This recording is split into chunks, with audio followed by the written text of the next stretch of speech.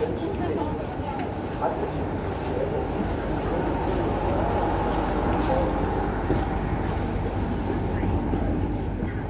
ปูนท่านสามารถเปลี่ยนเส้นทางไปสายสีม่วงได้ที่สถานีนี้ Next station เตาปูน Passengers can connect to the purple line at this station.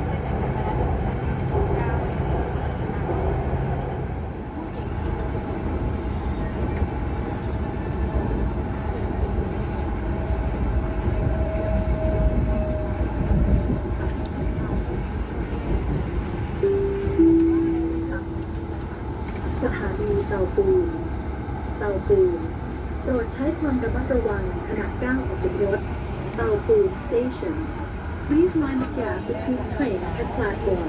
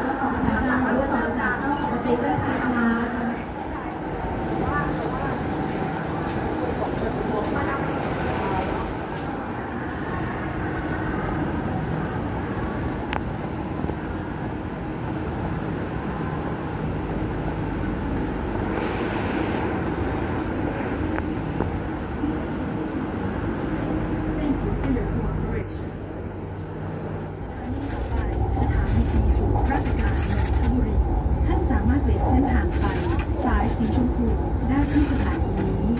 Next station นนทบุรี Civic Center. Passengers can connect to the Pink Line at this station. ผู้โดยสารโปรดทราบโปรดเลือกพื้นที่นั่งแก่พระภิกษุสามเณรเด็กสตรีมีครรภ์ผู้สูงอายุและผู้พิการขอบคุณค่ะ Attention please. Please offer your seat to monks, children,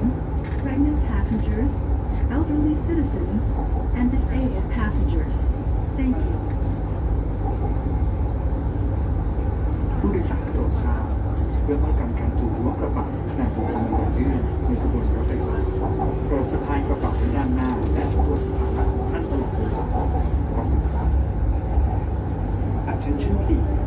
To prevent being pickpocketed while on the escalator and the train, please carry your bag in front of you and always look over the below. Thank you.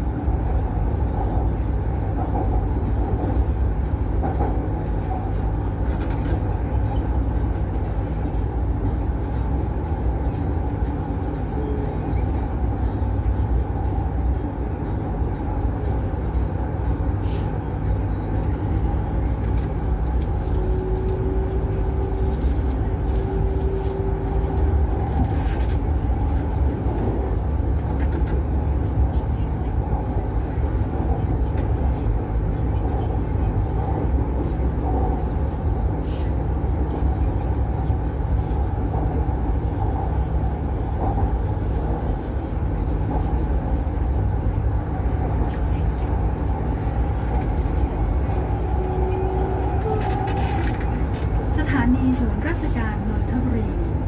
ศูนย์ราชการนนทบุรี โปรดใช้ความระมัดระวังขณะก้าวออกจากรถ ขอบคุณค่ะ นนทบุรี Civic Center Station Please mind the gap between train and platform Thank you กรุณาอย่ายืนกีดขวางบริเวณประตู ขอบคุณค่ะ Please stand clear of the doors Thank you สถานีศูนย์ราชการนนทบุรี ศูนย์ราชการนนทบุรี โปรดใช้